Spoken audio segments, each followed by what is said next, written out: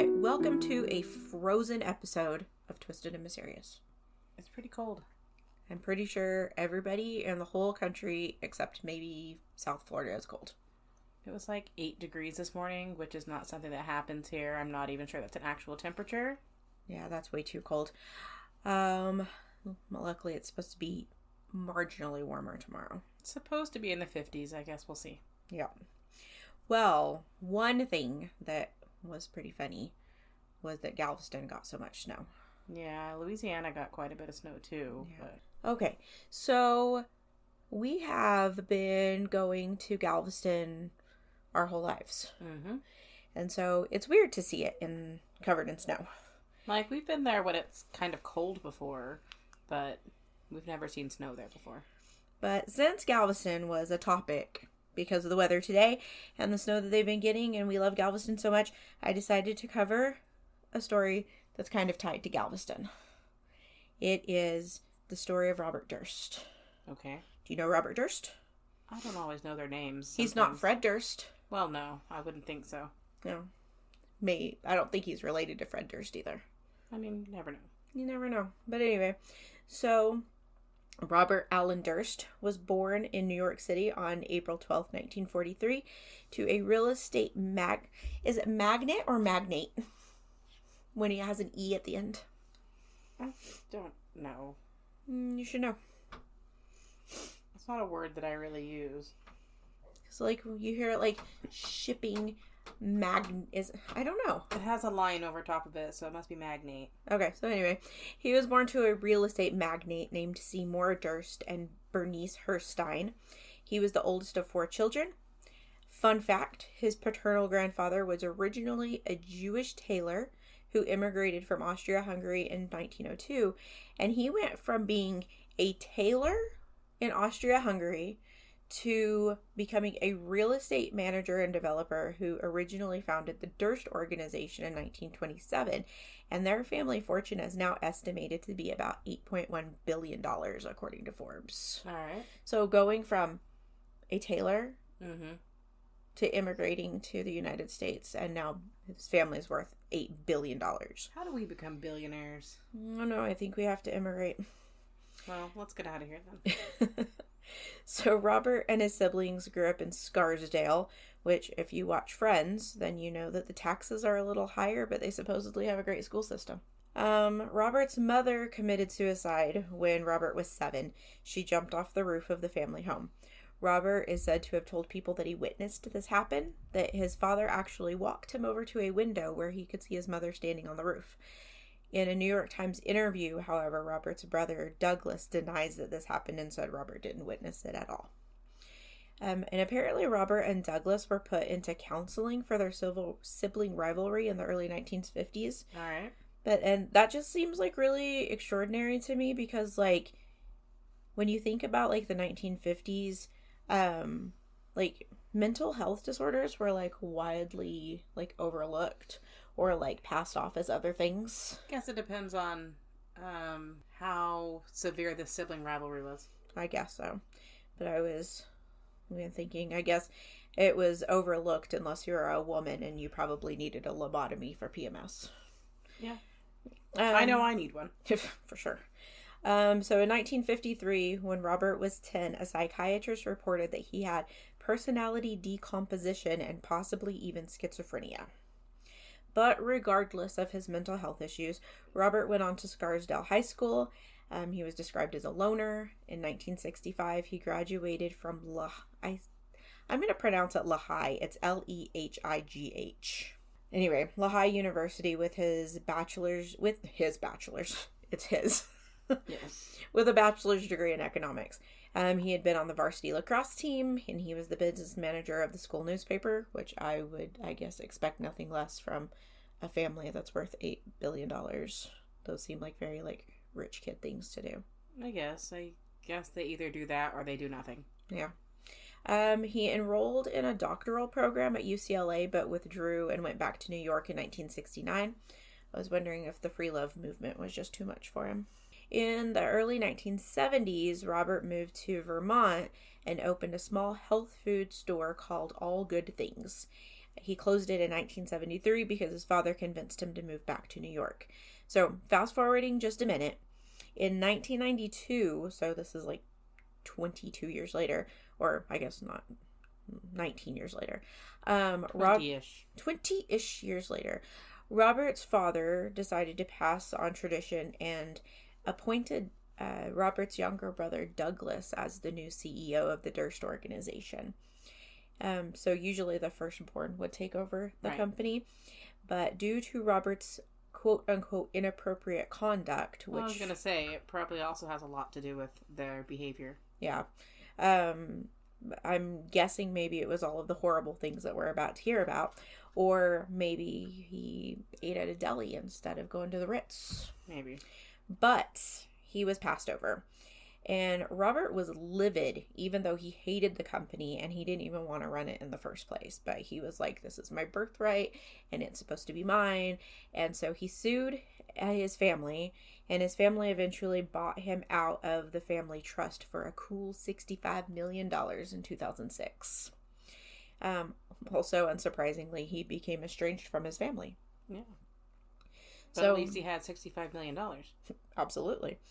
So now rewinding. So we're going to go back to Vermont in the 1970s. Robert Durst meets Kathleen McCormack in 1971. She was a dental hygienist, and he asked her to move in with him after only 2 dates, which she did in January of 1972. When he returned to New York at the behest of his father, Kathleen went with him, and the two were married on April 12th, 1973. And I am just making the connection that was his birthday, too. It was his 30th birthday. So Kathleen started medical school at the Albert Einstein College of Medicine in the Bronx, hoping to become a pediatrician. When she disappeared in 1982, she was in her final year of school.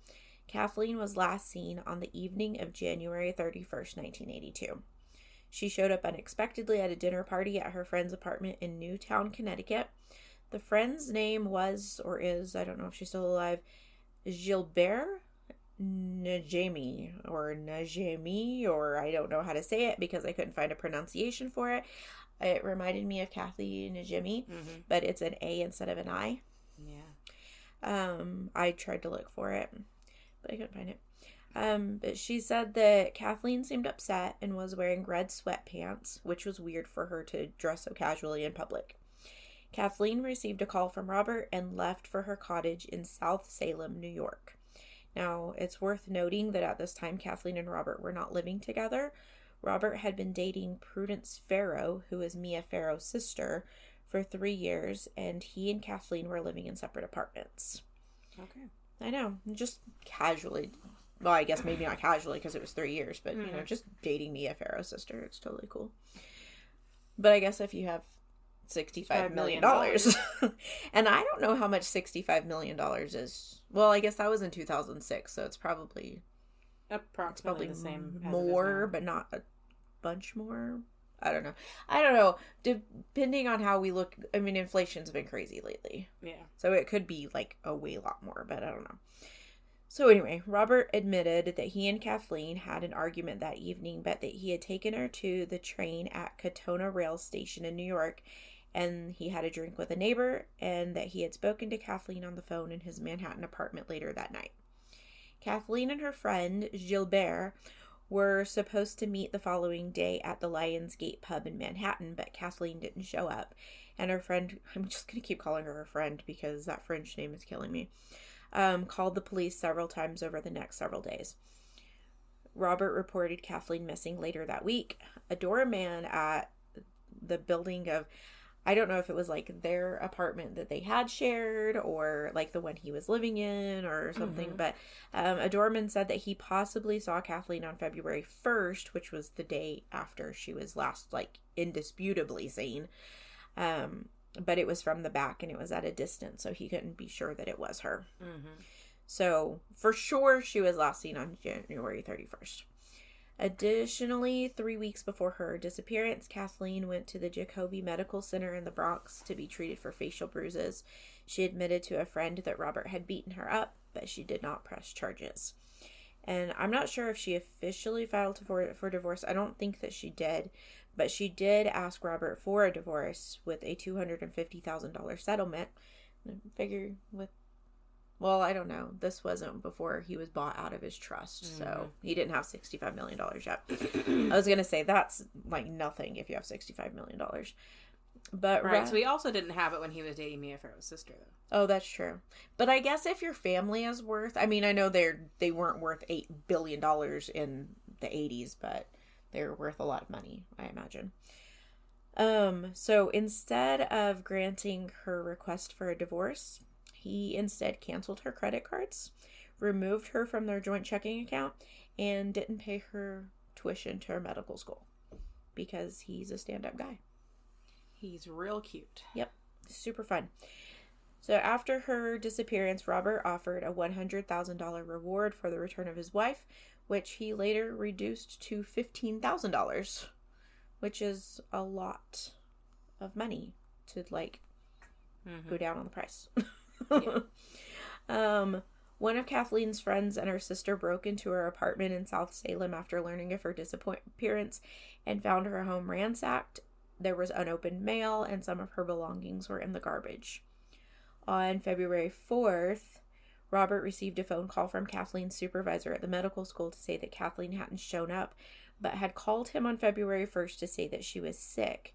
And no one knows if Kathleen actually made that phone call or if it was somebody else calling to say that it was her. Who else would it be? I don't know. Mia Farrow's sister? Maybe. Let's hope not. Yeah. Who knows? Robert seemed to have a lot of... I mean, I didn't see, like, where he had, like, a lot of affairs or anything, but he had a lot of female friends. Yeah. So, who knows? 8 years after her disappearance, Robert officially divorced Kathleen on the grounds of spousal abandonment. Her family asked that she be declared legally dead in 2016. In August 2019, Kathleen's sister Carol filed a wrongful death lawsuit against Robert, but it was dismissed because, quote, she waited too long to sue. All right. Yeah. So, in 2021, the Westchester County District Attorney announced that Kathleen's disappearance was being reclassified as a murder and would be reinvestigated. And while Robert was on trial for another murder, he was officially charged with Kathleen's murder on October 22nd, 2021. You know, only 40 years later. So then next is... They waited too long to sue. That's right. And as far as I could tell from the things that I read, they never did find her. Like, they haven't found a body or anything. So then next we have Susan Berman. And Susan had been a friend of Robert since his time at UCLA in the 60s. She was the daughter of David Berman, who was a major figure in the Jewish American organized crime world. Yeah. Did you even know that was a thing? I didn't. I didn't either. I guess it's not, you know, what's the word? Limited? I guess, like, limited to, like, the Italians or anything like that. Or the Irish. Or like, but, it's not limited to one sort of ethnicity. Yep. But yeah, there's apparently a Jewish American organized crime world. He was part of an illegal gambling ring in Minneapolis during the Depression and later took over the Flamingo Hotel and Casino in Las Vegas, Nevada. Yes. Susan was found murdered execution style in her home in Benedict Canyon in Los Angeles on December 24th, 2000. Her neighbors noticed her door was open and her dog was loose. Beverly Hills Police received a letter postmarked December 23rd containing Susan's address and the word cadaver. And so I guess that's, I don't know, was evidence, or I don't know if it led them there or like, I don't know. Yeah. But either way. And also, I didn't write it down, I don't know why, but the envelope, Beverly, was spelled wrong. It was spelled with an E after the L. Yeah. So, like, there was an extra E in there. So Robert was in Northern California just days before Susan was killed and flew from San Francisco to New York the night before Susan's body was found. He had also apparently recently sent her $50,000 in 2 separate transactions, but I didn't see for what. He did admit... For funsies. Yeah. What I'm guessing, so he did admit that he paid Susan, and he faxed the investigators a copy of her deposition in Kathleen's case from 1982, but he wouldn't answer any other questions. I'm wondering if, I guess let me get to the next part and then I'll go back. So Robert gave a deposition in 2005 saying that Susan had called him not long before her murder to tell him that the Los Angeles Police Department wanted to ask her questions about Kathleen's disappearance. And so I don't know if he was like paying her to like not talk to them, maybe. Did it go off? Mm-hmm. Okay. So I don't know if like it was like hush money. Right. But no one knows if like the police, if this actually happened, if the police actually did call her to set up an interview. Mm-hmm. But it would give him cause to murder her and make it look like a mob hit, since her dad was a mob guy, if she knew something about Kathleen's disappearance, since she had known him since before he had ever met Kathleen. And so now here's where Galveston comes into the story. Okay. So Robert's sister Wendy, so I guess he wasn't estranged from everybody. Well, I don't know. Maybe this was before. Later? That's later. See, that's what happens when you go back and forth. Yeah. You forget what happens. Don't skip ahead. Yeah. Brains then we all get confused. Yeah. So Robert's sister Wendy let Robert know that the investigators were reopening Kathleen's case. So Robert went into hiding and moved to Galveston. And do you want to guess what his disguise was? I can't even imagine. A deaf-mute woman. Okay. Yeah. Yeah, I wouldn't have gone there. Nope. So, this part of the story seemed, like, vague from the things that I was reading. But as I was reading different accounts, it seems that on November 15th, 2000, a landlord in Galveston received a phone call from a man saying that he was the aide to a deaf-mute woman named Dorothy Siner. And I'm assuming he was calling to rent a place for this woman to live. Yeah. So Dorothy Siner was to be neighbors with a man named Morris Black. See, like, I was thinking about bad disguises. Like, I've been rewatching Twin Peaks because David Lynch died.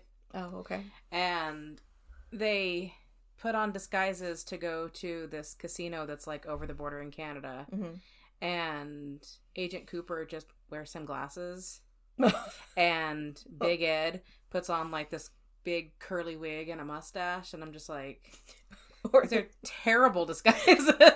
Or like on Psych when they cut the disguise in half and they have to walk sideways. Yes, so one of them wears one half and the other one wears the other half.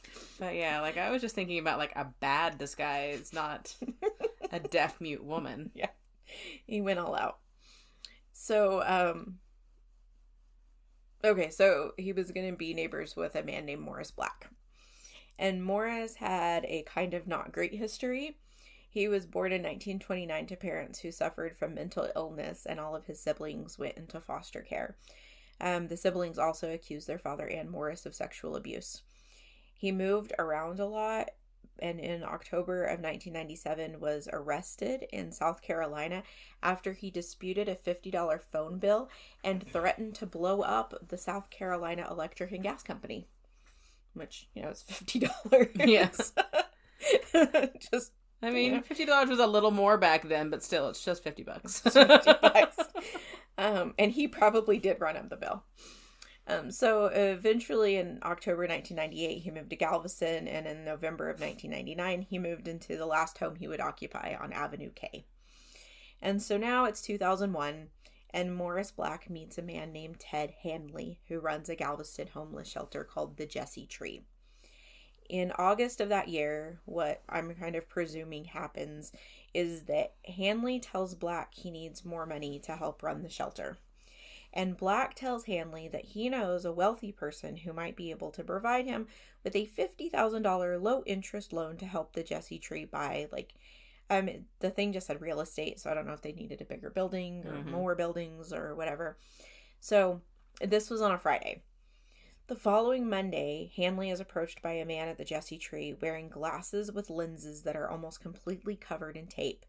And this man is also pretending to be deaf and mute. Yes. And And once, but apparently not a woman. I guess he's a woman when he's at his house. I guess. But I don't know. It's so bizarre. So once the two were somewhere private, the man says that he can speak and says that he was only pretending because, quote, of his hatred for women, ? That makes a whole bunch of sense. Makes absolutely all the sense. That's why I don't talk. You know why I did that? Because of my hatred for women. Because women are the worst. And then I would be like, why did I say that women are the worst? So Hanley later identified the strange man as Robert Durst. But this was after murder and arrests happened. Shenanigans. In October of 2001, dismembered body parts were found in Galveston Bay. Cute. Yeah, considering, like, I get in that water. We get there, and yeah. I mean, there's lots of things in the ocean. That's true. So, that's why I don't get in it. Yeah.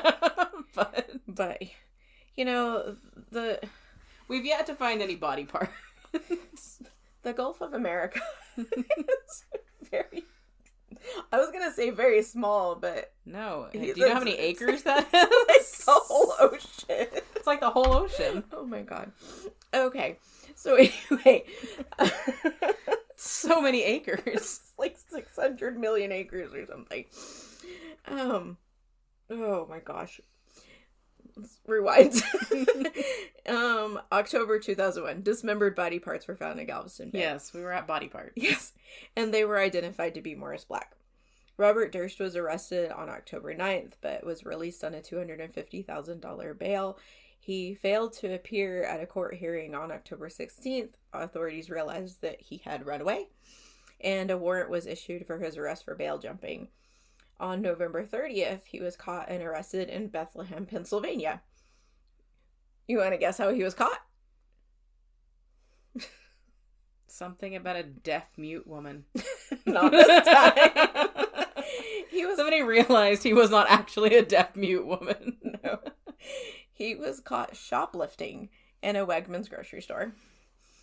He was caught trying to shoplift Band-Aids, a newspaper, and a chicken salad sandwich. Now, I get that this is prior to the $65 million, but didn't he have some money? When he was arrested for shoplifting, he had $500 in cash in his pocket. He just did not want to pay for that stuff.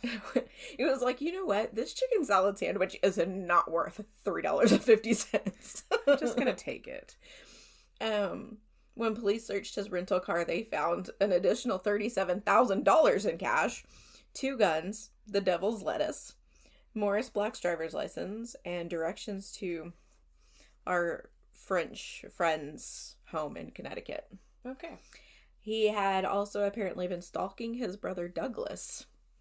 He showed up in his driveway with, like, guns and stuff. Did you get cold, Anne? Yes.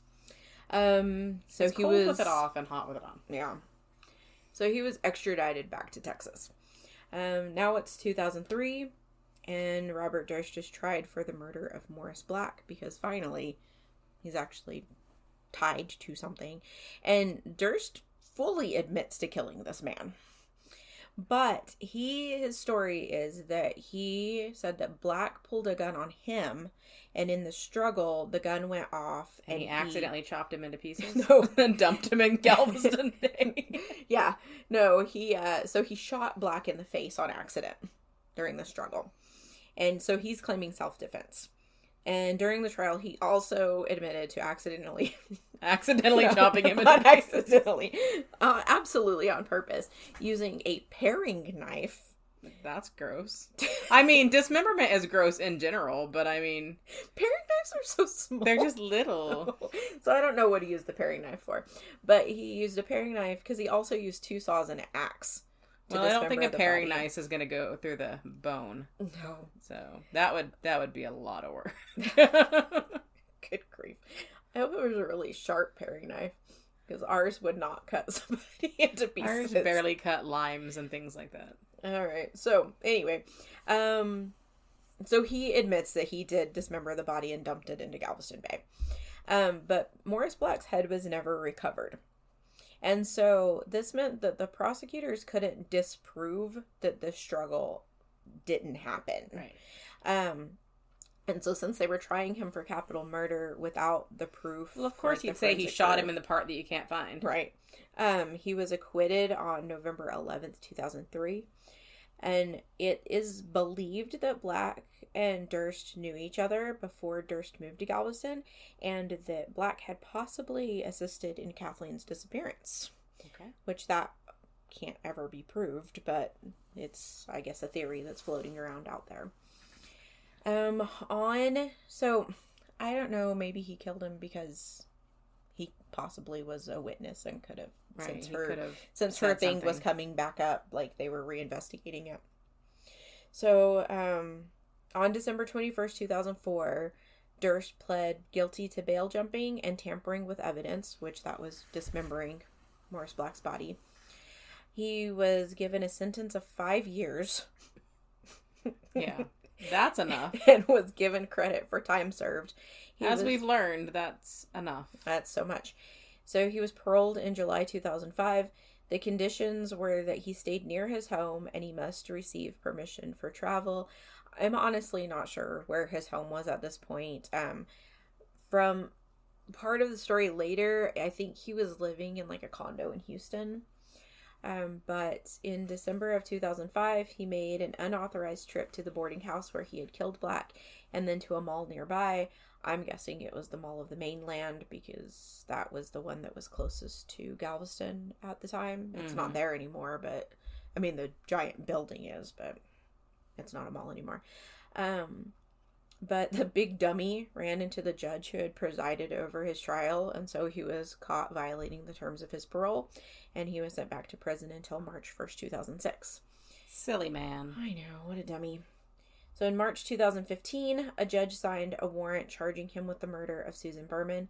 At the same time, he was arrested by the FBI after he was found at the Canal Street Marriott in New Orleans. He had registered under the name Everett Ward and was wandering aimlessly in the lobby and mumbling to himself. The FBI had tracked him after he had made 2 phone calls to himself to check his voicemail. He had a .38 caliber revolver, 5 ounces of marijuana, his birth certificate and passport, maps of Louisiana, Florida, and Cuba, a flesh-toned latex mask, a fake Texas ID card, a new cell phone, and cash totaling $42,631. Me too. That's what I usually have on my person. Right. I mean, that's just like the minimum that I carry around. They also found a UPS tracking number that led them to an additional $117,000 in cash and a pair of shoes that a friend in New York had sent to him. None of my friends in New York ever send me $117,000. I'm guessing. Sorry, Whitney. You absolutely are not obligated to send us $117,000. Isn't she though? Maybe. Are you? You live in New York. I think you are obligated to do so. I don't even know if Whitney listens to us.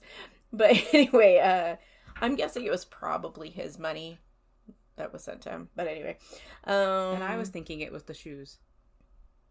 You just said they were found in a pair of shoes that was sent to them by a friend in New York. So I was thinking it was the shoes. Okay. Bank statements also showed that he had withdrawn $315,000 in less than a month. It's believed that he planned to flee to Cuba after an HBO documentary had aired that was about him, that was called The Jinx, The Life and Deaths of Robert Durst. Okay. U.S. and Cuba have no extradition treaty, so he could have run away and never come back. After a long battle with health issue delays on his part, and Louisiana, whatever that state is called. Whatever that place is. Louisiana, wanting to charge him with being in the possession of a firearm and FBI firearms charges, and then the pandemic happened, and this was like long and drawn out, and there were so many like details about all of the delays that I'm not going to go into because it was so much. But on October 14th, 2021, Robert Durst was sentenced to life imprisonment without the possibility of parole in the murder of Susan Berman. He was denied a new trial due to the abundance of evidence of his guilt. So one of the things that was the evidence of his guilt was, so in 2010, a movie was made called All Good Things that starred Ryan Gosling and Kirsten Dunst. Have you ever seen that? No, but I feel like I've heard about it. Yeah, I hadn't heard of it. Like, it sounds familiar, but I've never seen it. So I guess the producer or director or whatever of this movie and Durst had somehow, like, started communicating. And so then he decided to make this documentary, The Jinx, about him. And when they were, like, investigating, they uncovered something where Robert Durst had written the word Beverly and had spelled it the same wrong way that had been on that envelope. So I guess that was one of the things that was, like, evidence of his guilt. He filed appeals, of course, because they all do. They all do. But he died on January 10th, 2022, before the appeals could be heard. And apparently because the appeal couldn't be heard, the conviction for Susan Berman's murder was automatically vacated. Right. Which seems a shame for her family. Right. He was charged with the murder of Kathleen McCormack shortly after his sentencing for Susan Berman's murder, but he died, so it never got tried. It seems like, I don't know, I guess because he can't defend himself, you can't be tried posthumously. Right. But I wish you could be. He's also suspected to be connected to the disappearances of 18-year-old Lynn Schultz from Middlebury, Vermont, and 16-year-old, I think that's supposed to say Karen Mitchell from Eureka, California. Lynn Schultz had visited Durst's health food store on December 10th, 1971, and was last seen at the bus stop across the street from his store. Karen Mitchell disappeared on November 25th, 1997, and credit card receipts put Durst in Eureka on that day. I also didn't write this down, but, like, I guess he would dress up like a woman and go to the shoe store that this girl's aunt owned. And so I guess that's how he had, like, found this girl, if he was actually the person who was responsible for her disappearance. But I guess he liked to dress up as women. I don't know if they were always deaf and mute, though. No. And also for a time, he was believed to be the Long Island serial killer. But we know now that that was Rex Heuermann. I don't know if that's how you say his name. It's spelled weird. And he was arrested for those murders in July 2023. And that is the crazy story of Robert Durst. Crazy story of Robert Durst. The deaf-mute woman in Galveston. Now we have to go to sleep and try to be warm. It's difficult. I just sleep with a heating pad. It doesn't get warm enough for my electric blanket to really be worth anything. Yeah. Oh well. Maybe it'll be spring soon. I certainly hope so. I'm tired of winter already. Me too. If it could just be in the 50s. And then the 60s. Winter. I just mean for winter. Like, if we could just have, like, a 50-degree winter. Yeah. Well, we were wearing shorts during Christmas break. I know. So this is not fun. No, this is preposterous. Yeah. It's offensively cold, as I like to say. Yeah. It should be against the law. It's so cold. Yes. All right. Well, we will see you guys next time. And remember that people are gross and don't get murdered. Oh, and go to visit us on social media and leave us reviews if you can on your apps. That too. All right, thanks. Bye. Bye.